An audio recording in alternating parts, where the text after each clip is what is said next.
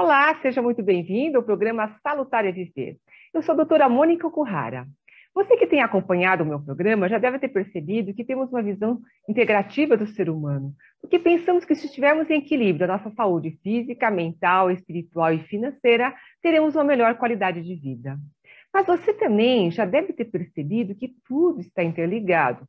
Então, é importante que nós possamos ver e sentir a saúde como um todo, mas muito mais do que isso, que nós possamos interagir não somente com nós mesmos em todos os nossos aspectos, sejam físicos, emocionais, espirituais e financeiros, mas também com o ambiente que está à nossa volta, com as pessoas que estão à nossa volta, com o mundo que está à nossa volta e tudo aquilo que vai além dos nossos olhos físicos. E, dessa forma, pensamos que nós temos realmente uma vida dentro de um sistema, ou seja, precisamos ter uma visão integrativa e sistêmica das nossas vidas. E para isso, hoje nós vamos conversar sobre um assunto que traz bem essa abordagem sistêmica. Nós vamos falar sobre constelações sistêmicas, com a consteladora Mônica Spínola. Olá, Mônica, seja muito bem-vinda. É um prazer ter você aqui comigo. Mônica Spínola, minha xará. E além de xará, minha colega, nós fizemos odontologia juntas na Universidade de São Paulo. Muitas vezes sentamos lado a lado, né, na nossa bancada de laboratório, na nossa clínica de odontologia. E depois de tanto tempo, estamos aqui juntas novamente. E nós não vamos falar de odontologia hoje. Não. Mônica, muito prazer em revê-la. Bom estar com você aqui. Mônica, estamos tão longe também fisicamente. Eu estou aqui no Brasil, você está em Portugal hoje, não é? E a gente percebe que com a tecnologia não há mais distâncias, nós podemos nos falar muito tranquilamente via internet. E também assim, o conhecimento tem nos trazido informações de que nós também podemos estar interagindo com muito mais situações e pessoas que vão além disso tudo, que nós estamos vivendo num grande sistema, ou não sei se é um grande, mas em um sistema, né? Porque não podemos, acho que, nem numerar esse sistema, porque o sistema ele é infinito. E nós vamos falar hoje sobre constelações sistêmicas, não é isso, Mônica? Isso mesmo, amor. Obrigada pelo convite. Nossa, um prazer estar com você aqui. É muito gostoso mesmo, colega de bancada. Vamos lá.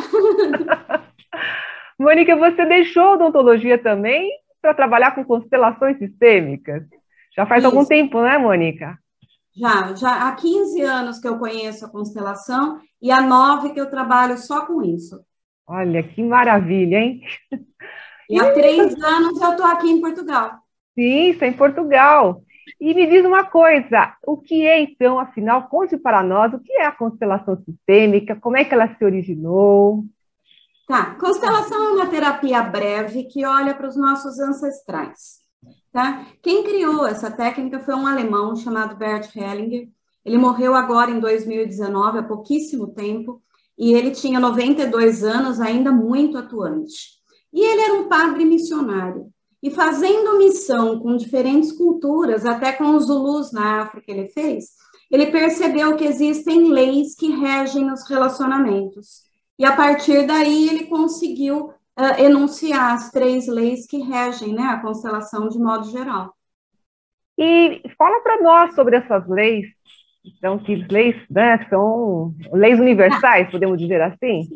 Sim. Iguais às leis da física, mesmo que a gente não saiba que elas existam, a gente está sujeito a elas, né? Então, assim, a primeira lei é o pertencimento. Todos têm direito a pertencer à sua família de origem. Todos que foram concebidos dentro daquela família. Então, mesmo que a concepção resulte num aborto, uma criança que morre pequenininha, um adulto com um destino difícil, que às vezes a família fala, não é mais meu filho, continua sendo. Então, ninguém pode ser excluído. E eu até costumo dizer, amor, que para a gente estar aqui hoje é como se a gente estivesse dentro de uma ponta de flecha, tá? Então, aqui atrás da gente tem um pai e uma mãe, 4 avós, 8 bisavós, 16, 32, 64, 128 e por aí vai. igual a flecha, a força vem de trás para frente, e o foco da vida é lá, tá? Então, às vezes, o que pode acontecer dentro desse pertencimento? A gente querer ajudar alguém que estava aqui atrás, que sofreu alguma injustiça, alguma exclusão, alguma coisa. Então, a tendência da gente é virar e olhar para trás, tá? Só que aí, a hora que a gente vira para trás, primeiro eu perco o foco da vida que é lá na frente. E segundo, se a força vem de trás para frente, eu virando para trás, eu não consigo resolver, eu não tenho força para resolver aquela questão. Eu falo que é igual um canudinho, que se a gente deixa fluir, a coisa vai, tranquilo. Agora, na hora que a gente dobra o canudinho, aí para de fluir. Então, isso é que dá um pouco dos emaranhamentos, das confusões que a gente chama. E deixa eu te perguntar, em relação a essa lei do pertencimento, mesmo que a pessoa, por exemplo, ela não tenha conhecido nem seus próprios pais biológicos, essa força sempre vai existir e, de alguma forma, se ela quiser olhar para trás, ela consegue, mesmo não conhecendo essa família de origem. Sim, porque esse envolvimento com a nossa família biológica vem através do DNA. Então, é a parte energética do DNA que traz todas essas informações para a gente, de quem a gente pertence, em que família a gente pertence. Então, mesmo uma criança que é adotada, por exemplo, ela vai trazer o sistema biológico dela de origem junto com ela, porque nas células dela, o que vibra, o que pulsa ali, é a energia dos antepassados biológicos dela. E é lógico que, por amor, essa criança acaba se envolvendo com a família adotante também. Então, ela passa a fazer parte dos dois sistemas, mas sempre o mais forte é biológico. Ah, então ela vai receber essa energia, essa força das duas partes, então. Isso, tá. Isso. E assim também, por outro lado, a família que adotou transmite, e a família que, digamos, doou essa criança, ela também, de alguma forma, continua a fazer essa transmissão. Sim, sim. Até mesmo se a gente for pensar, porque, assim, o que se costuma dizer é que quem cria é que é o pai, né? Pai é quem cria, mãe é quem cria. Sim. Na verdade, mãe é quem deu a luz. Mãe é quem gestou, quem gerou, vamos dizer assim, né? Porque a gente tem barriga de aluguel, então vamos falar que não é normalmente quem gestou. Mas mãe e o pai são aqueles que deram a vida, tá? Então, se não tivéssemos um casal que por algum motivo não pôde criar aquela criança, não teríamos crianças em adoção. Então, os pais adotivos, eles precisam respeitar muito a história daquela criança, daquela família que por algum motivo não pôde cuidar da criança. Então, o que acontece? Na verdade, quem colocou essa criança em adoção, muitas vezes deu a ela uma nova chance de um futuro melhor. A verdade que a gente precisa olhar é isso. Tá? Então, não é que não quis a criança simplesmente, não tinha condições de dar a ela um bom futuro. E existem outras leis também, Mônica? Isso, essa é a primeira, do pertencimento. Tá? A segunda lei é a hierarquia. Então, todos têm um lugar certo dentro da família. Então, como é que a gente forma uma família? Então, precisamos de um homem e uma mulher, diferentes entre si, iguais em importância e complementares. Falamos aqui, novamente, de casal biológico, tá? Então, biologicamente falando, precisamos de um homem e uma mulher. Então, antes de ser família, a gente primeiro tem que ser casal. Então, aquele casal, independente do grau de relacionamento entre os dois, mas primeiro a gente forma um casal para depois ter uma família. Então, existe uma hierarquia. Então, primeiro a gente vem de uma família, se encontra como casal e depois seremos pais, tá? Dentro dos irmãos também existe uma hierarquia. Primeiro filho é primeiro filho, segundo é segundo, terceiro é terceiro. Parece óbvio, mas não é. Suponhamos que uma menina engravida muito jovem na adolescência. E aí os pais dizem, é muito criança ainda, é melhor fazer um aborto, tá? E aí ela faz o aborto, depois ela cresce, casa e tem o primeiro, segundo, terceiro filho? Não, ela vai ter o segundo, terceiro e o quarto. O primeiro foi aquele que foi abortado. E o lugar de primeiro filho é um lugar de muito destaque dentro de uma família. O primeiro filho, ele é sempre muito cobrado pela família. Mas por ser o primeiro, ele tem uma estrutura interna muito forte. Então, ele suporta essa cobrança. Aquele segundo filho que foi colocado no lugar do primeiro, ele normalmente vai ser cobrado como primeiro, mas ele não tem uma estrutura interna de primeiro. Então, é uma pessoa que normalmente tende a ter uma vida um pouco mais pesada, fora do contexto do que poderia ser para ela. E dentro de uma constelação, na hora que a gente percebe que existe esse primeiro filho, a hora que colocamos, né, dentro do sistema ali, reintegramos o sistema, aquele representante do segundo, a gente já fala por que é o representante, normalmente ele faz, nossa, tirou um peso das minhas costas. Porque tudo que a família queria, esperava dele, na verdade, esperava daquele primeiro que suportaria a carga. E é muito interessante olhar famílias que têm mais filhos, né? Então, um próximo filho parece ser mais forte do que aquele que, teoricamente, é o mais velho. Porque para ele já não existe o peso de ser o primeiro. Entre ser o segundo e o terceiro, não faz tanta diferença. Mas, então, a gente percebe que parece que as pessoas falam assim, nossa, o pequeno, ele é mais, assim, ágil, ele é mais disponível para fazer as coisas do que o mais velho. Né? O grande, você fala, vai comprar pão? E ele fala para o pequeno, vamos comigo? Agora, se dá o dinheiro na mão do pequeno e falar, vai comprar pão, ele abre a porta e vai embora. Ele não precisa de ninguém para ir junto com ele.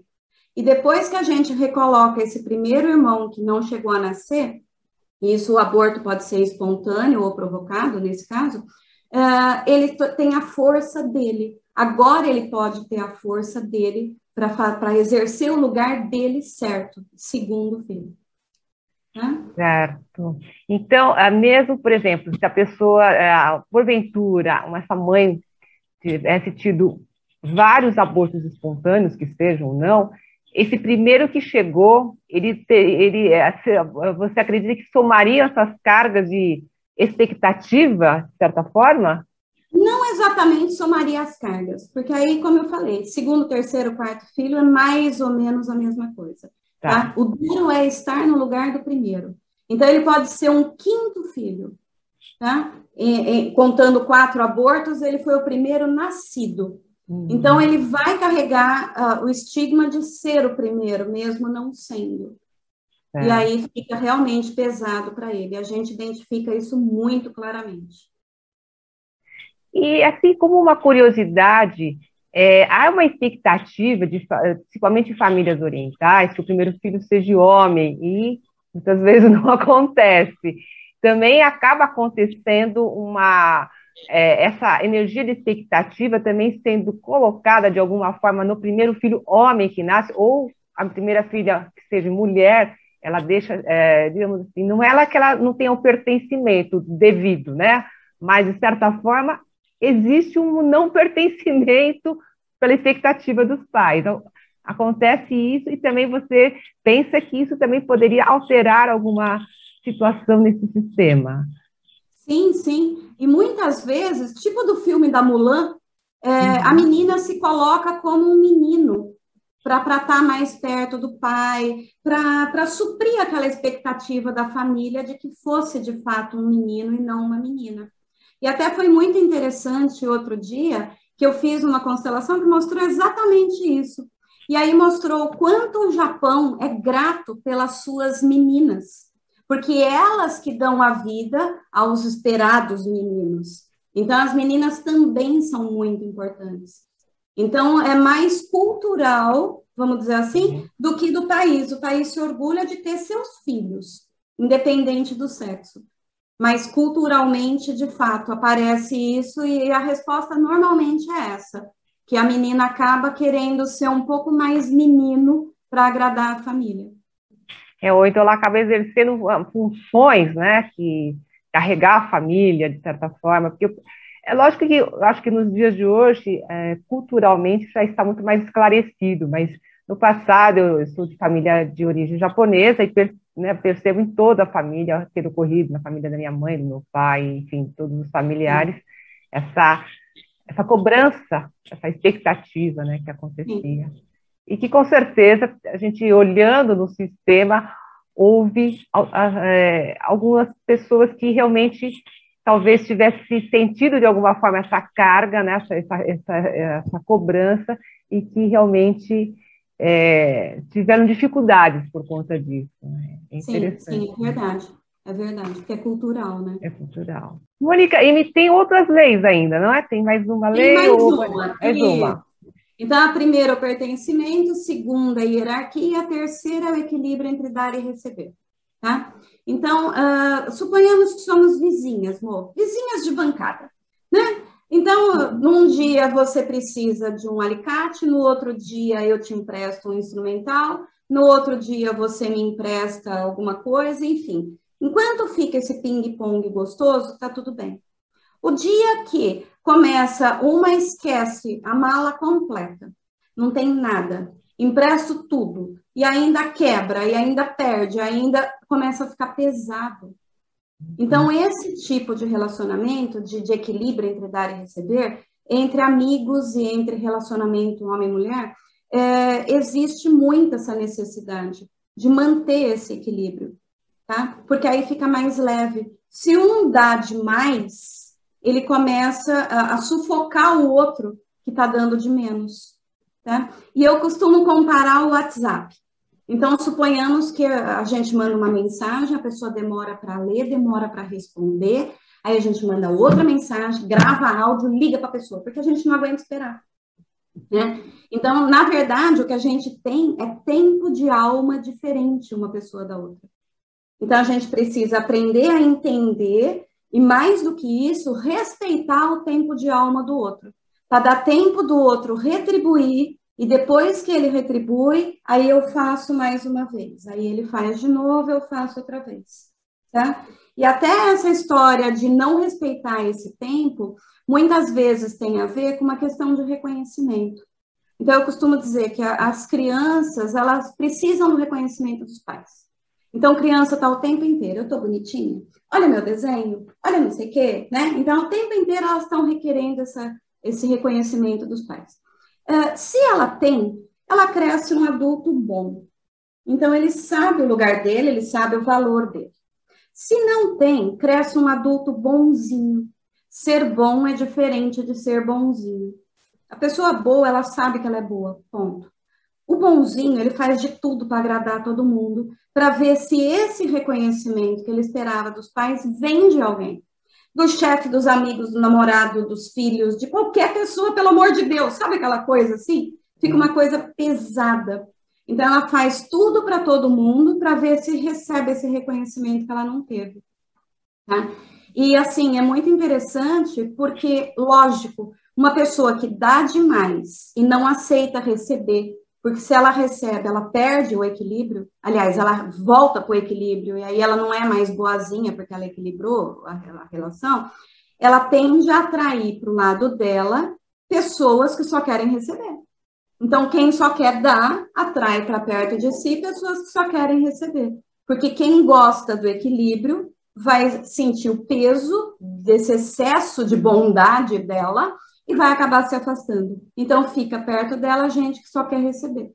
E aí, se ela acontece alguma coisa e precisa de alguém que ajude, ninguém que está ali vai ajudar. Aí ela fala, tá vendo? Eu faço por todo mundo, mas na hora que eu preciso, não tem ninguém para mim. Esse é um discurso bem clássico desse tipo de situação. Então, o adulto tem que ter reconhecimento interno. E é aquela pessoa, então, que só quer receber, porque você deixou claro que aquele que não recebeu reconhecimento na infância, ele tende a ser o bonzinho. E Isso. aquele que realmente adulto, mas ele é o típico sugador. Isso, saco sem fundo, né? É uma pessoa que não saiu da infância. Porque, por exemplo, a gente falou do equilíbrio entre dar e receber entre iguais, entre amigos e relacionamentos. Entre pais e filhos é diferente. Os pais dão e os filhos recebem. Ponto. Por quê? Porque ele depois vai devolver para o universo tendo filhos. Então, tudo que ele recebeu dos pais, a vida, o cuidado, tudo, ele vai passar para os filhos dele. Então, uma pessoa que só quer receber, na verdade, ela ainda é uma criança na alma. Alguma coisa aconteceu que essa pessoa não saiu da infância.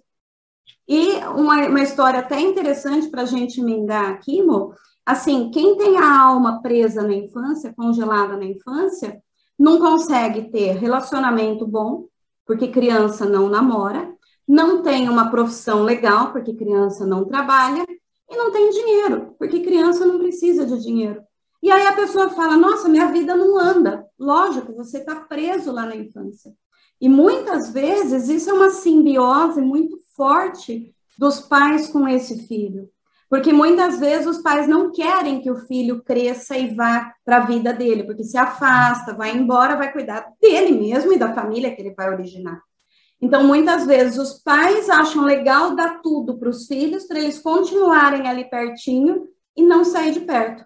E para o filho, fica aquela vida que não anda, de uma forma para satisfazer os pais e de outra forma para ele continuar recebendo sem precisar fazer nada para isso. É bem interessante, essas dinâmicas são muito comuns. Nós vemos constantemente no nosso universo, né? Sim, sim. Sempre. E, Mônica, conta para nós como é que é realizado esse trabalho. Tá. As constelações são feitas através de representantes. Então, podem ser esses representantes que estão ali atrás, os bonequinhos, e podem ser em grupos de pessoas, tá? Porque a gente trabalha com acesso ao campo morfogênico ou morfogenético. Então, o que quer dizer isso? Eu costumo dizer assim, lembra que a gente comentou que toda a informação vem através do DNA, da parte energética do DNA. Então, esquece campo morfogênico, vamos falar de Wi-Fi, tá? Então, como é que a gente acessa o Wi-Fi com o nosso celular? Então, o que acontece? A hora que a gente tem a rede de energia, vamos dizer assim, o campo que traz as informações, se a gente tem a senha, a gente conecta naquela rede. Aqui é a mesma coisa. A hora que a pessoa fala, eu quero fazer uma constelação, é como se ela me desse a senha da rede da família dela, do Wi-Fi da família dela. Então, aí a gente consegue observar o que traz de informação. E a gente vai ler essa informação trazida pelo corpo da pessoa, quando é um grupo de pessoas que está representando, ou pela postura dos próprios bonecos. Tá, Mônica, mas os bonecos não se mexem. Mas tem alguma coisa te leva a escolher um boneco que está olhando para um lugar e não para o outro. Então, ou seja, essa leitura consegue mostrar o que tem ali atrás. E esse trabalho você faz, como você falou, com os bonecos ou com pessoas, né? Então, Isso. seria com os bonecos um trabalho mais individualizado e com pessoas um trabalho mais dentro de um grupo. Sim e não. Porque, assim, com os bonecos, tem um monte de gente aqui, né? Tudo boneco, mas é um monte de gente que está ali atrás. Então, quer dizer, a gente vai olhar a questão daquela pessoa, tá? Com os bonecos representando para isso. Quando temos um grupo, a gente vai olhar a questão de uma pessoa com as outras pessoas atuando como se fossem os bonecos. Então, eles são representantes para aquela pessoa que está olhando a sua questão na constelação. E aí, esse trabalho, ele pode ser feito também não presencial ou é necessário você estar sempre presencial? Não, pode ser feito à distância, tanto que hoje é o trabalho que a gente faz. Eu faço atendimento à distância desde 2015, ou seja, já faz 6 anos que eu trabalho à distância, e a leitura é a mesma, porque o campo energético é o mesmo, vamos dizer assim, né? Então, mesmo a pessoa estando presente, sentada na minha frente, ou ela estando, como estamos aqui, você no Brasil, eu aqui em Portugal, o atendimento é o mesmo. E aí, quando a pessoa se dispõe a fazer esse trabalho, ela vai resolver várias questões ou ela resolve uma questão de cada vez? Como é que é isso? Então, quando a pessoa chega e fala, Mônica, eu não sei nem por onde começar, por ordem alfabética, cronológica, eu não sei nem por onde começar. Eu falo para a pessoa, me fala o que está te incomodando mais, mas me fala também as outras questões que te incomodam. Porque, às vezes, uma questão está interligada à outra. Mesmo que a pessoa não perceba, o fundo da questão é o mesmo. Então, tem questões, e assim, quantas vezes precisa fazer uma constelação para resolver a questão da pessoa, né? Então, eu falo que tem 3 tipos de questão. A questão parece o cabelo do Cebolinha, sabe? Então, ele tem uma raiz e várias expressões. Quando a gente resolve isso aqui, está tudo resolvido, tá? Tem gente que tem o cabelo do Cebolinha ao contrário. Então, para uma questão, tem várias raízes. Então, numa constelação, a gente olha uma, depois olha outra, olha. E tem gente que tem questão tipo cebola, que você vai descascando aos poucos, tá? E eu brinco que tem gente que tem cebola do Outback, sabe aquela cebola de responsa desse tamanho, que demora mais tempo. Mônica, como é que eu sei como é que é, qual é a minha questão? Que tipo de questão? A gente não sabe. São os efeitos da constelação é que vão mostrar que tipo de questão era a sua. Então, por isso que eu peço para a pessoa me falar quais são as várias questões que ela traz. Porque se de repente é aquele cabelo de Cebolinha, eu já mostro para ela o quanto isso afeta várias áreas da vida dela.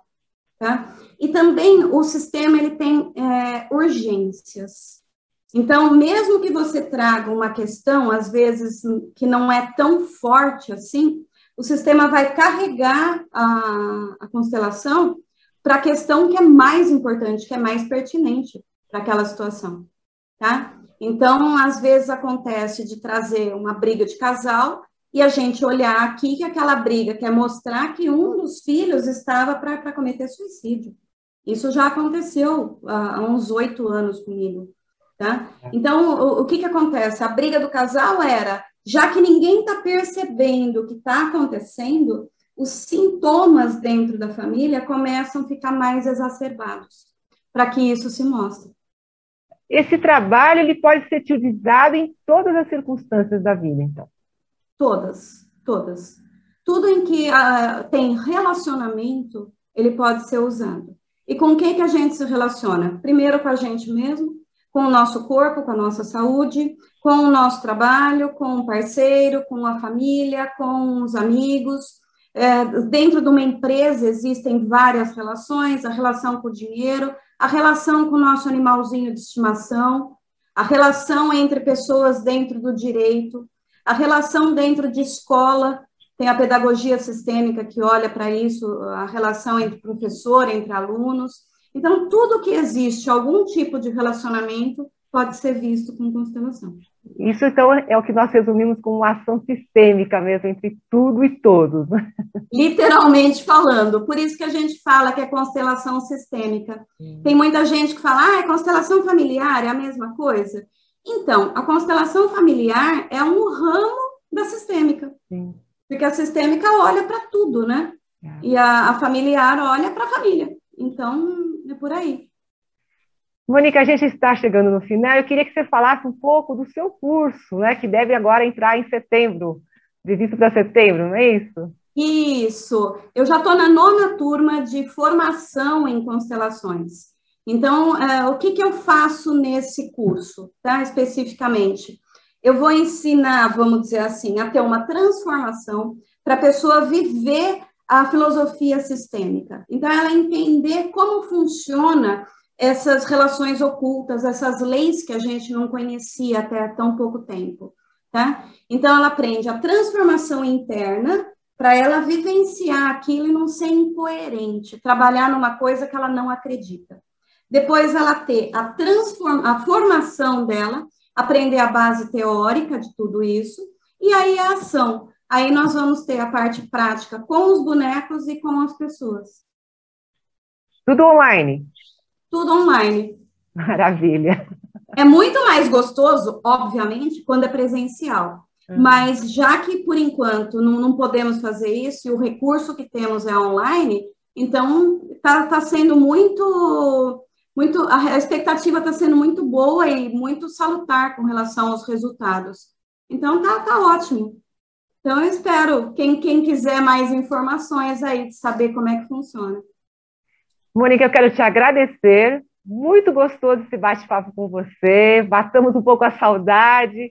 E olha, realmente é uma maravilha esse universo sistêmico, né? Nós acreditamos nisso mesmo, estamos inseridas e estamos parceiras nisso, né? Como, digamos, como um grande sistema de tudo isso.